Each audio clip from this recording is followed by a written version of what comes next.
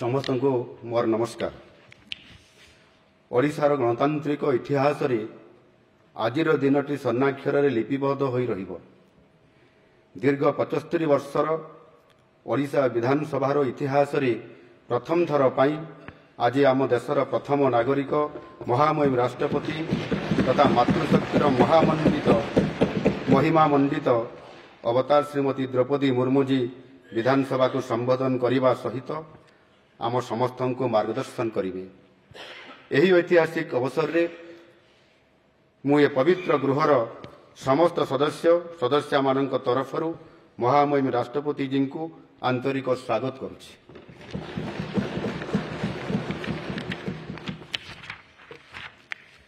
तांकर सक्रिय उपस्थिति आम पई उत्साह आंतरिकता और नुआ विश्वासर महोत्सव। देशर सौभाग्य कि तांको परि अग्नि विजयी महिषी महिला आज देशर सर्वोच्च आसन रे अलंकृता। आम पई गौरवर विषय महामहिम राष्ट्रपति श्रीमती द्रौपदी मुर्मू जी आम विधानसभा तांकर सक्रिय राजनैतिक जीवन आरंभ करथिले। से निजर कठोर अध्यवसाय और त्याग फल देशर सर्वोच्च स्थान अलंकृत करिसंती। आम पई यह शिक्षणीय से ना निज जन्मभूमि को भूलिछंती ना निजर कर्मभूमि को। निज जन्मभूमि मयूरभंजर विकास पई तांकर अतुलनीय अवदान अछि। आज तांकर प्रथम कर्मभूमि को परिदर्शन करी से समाज को यही वार्ता देइछंती जे मनीष जेते बड़ हेले सुधा निजर जन्मभूमि एवं प्रथम कर्मभूमि को भूलिबा उचित नुहे। निजर माँ माटी को आद्य भूलिबा उचित नुहे। ये विषय रे केबे मनरे मध्य आसीबा उचित नुहे। यह आम उत्कलीय परंपरा आम जगन्नाथ संस्कृतिर निच्छक प्रतिफलन। माननीय राष्ट्रपति जी मयूरभंज जिलार एक अनामधेय आदिवासी पल्ली उपरबेड़ा ग्रामर एक साधारण सांताली परिवार रे जन्मग्रहण करी समस्त झड़झंझा सत्ते आपण केबे भी जीवन रे हार मानि नाहंती। आपण झारखंड राज्यर राज्यपाल थिबा बेले सेप्टेम्बर 2016 मसीह भुवनेश्वर रे एक अंतरराष्ट्रीय सम्मिलन रे मुख्य अतिथि भावे निज अभिभाषण रखिबा अवसर रे उपस्थित श्रोतामंडली को निज जीवन संग्राम विषय रे कहिथिले।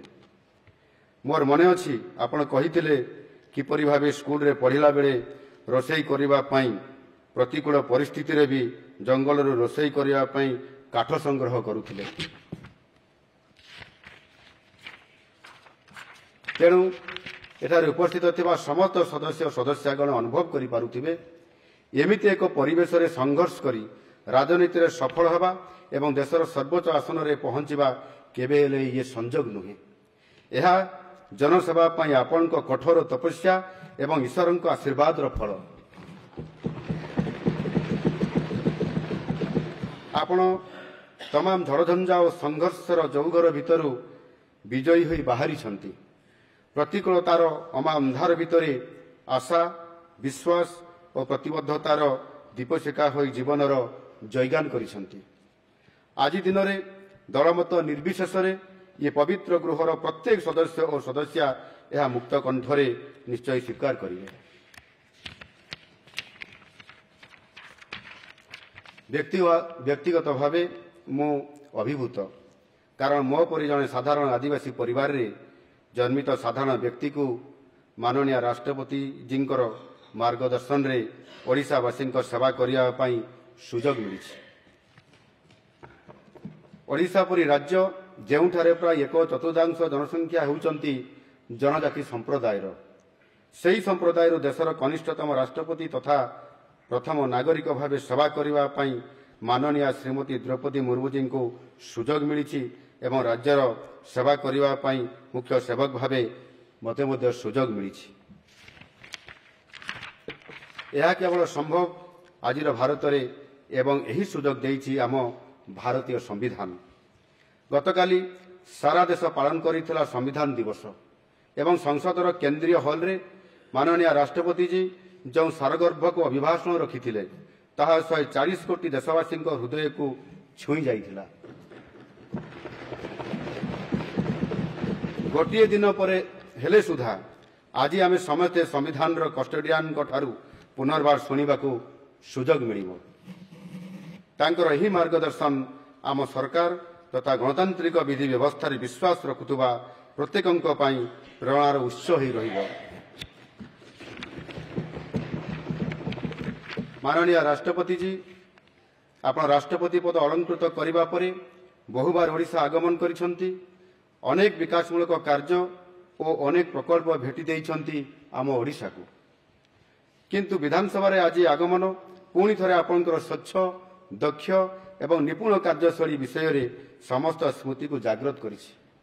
एही पवित्र गृह रे आपणकर कार्यदक्षता पई आपण प्रथम महिला श्रेष्ठ विधायिका भाव में सम्मानित होते, जहाँकि समग्र नारी जाति पई एक दृष्टांतमूलक उदाहरण। ओडिशा सरकार रे मत्स्य और पशुपालन वाणिज्य परिवहन भली गुरुत्वपूर्ण विभाग रे मंत्री भाव में जोगदे सुचारू रूपे कार्य करी सुनामर्जन करथिले। आपनक गौरवमय और गरिमामय उपस्थिति विधानसभा भली लोक सेवा मंदिर को आज आहुरी तेजमयी करिछि। आपणकर नीतिनिष्ठ कार्य और उत्सर्गीकृत समाज सेवा पाई आपण झारखंड प्रथम आदिवासी महिला राज्यपाल भाव में 2015 रु 2021 पर्यंत अधिष्ठित होइथिले। आपणकर कार्यकाल सही राज्यर इतिहास रे सबुठारु दीर्घतम किंवदंती होई रहिछि। विधायक, मंत्री, राज्यपाल एवं वर्तमान राष्ट्रपति भावे आपण जो भूमिका निभेइछंती ता अन्यमानंक पई अनन्य उदाहरण। सार्वजनीन एवं राजनैतिक जीवन में आपणकर पदांक समस्तंक पई अनुकरणीय। माननीय राष्ट्रपति जी आपणकर मार्गदर्शन एवं यशस्वी प्रधानमंत्री माननीय श्री नरेंद्र मोदी जी मंत्र सबका साथ, सबका विकास, सबका विश्वास और सबका प्रयास सहित आम सरकार 4.5 कोटी ओडिशावासी सेवा करि आसुछि। आम सरकार ओडिशार प्रत्येक वर्ग जेपरिक महिला, अन्नदाता, युव, गरीब, अनुसूचित जाति एवं जनजाति उत्सर्गीकृत भाव कार्य करुछि एवं आपणकर मार्गदर्शन रे आगुक मध्य एहा जारी रहिबो। अल्प दिनर शासन रे आम सरकार लोकंकु स्वच्छ, निर्मल, दक्ष और प्रगतिशील शासन प्रदान करि आसुछि और लोकंक भितरे थिबा प्रतिबंधक को भांगी सरकार को लोकंक निकटतर करिछु। सेथिपाई आम सरकार को साधारण जनता लोकंक सरकार आख्या देइछंती एवं तांकर मुख्य सेवकंकु लोकंक मुख्यमंत्री भावे अभिहित करिछंती। माननीय राष्ट्रपति जी आज आपनक अभिभाषण केवल यही पवित्र गृहर नीति आदर्श को केवल मार्गदर्शन करिवो नहीं बरं 4.5 कोटी ओडियांकर अदम्य भावना को प्रोत्साहित करिवो। शांति, मैत्री, समता और सद्भावना को नहीं एकतार मंत्र रे चिरस्थायी भाव में समृद्ध ओडिशा और विकसित ओडिशा गठन करि परिबो ये विश्वास आम मानकर अछि। आपनकर सारगर्भक अभिभाषण 2036 मसीहा सुधा समृद्ध ओडिशा गठन एवं 2047 मसीहा सुधा विकसित भारत गठन दिगरे ओडिशार अवदान पाई आमको मार्गदर्शन करिवो।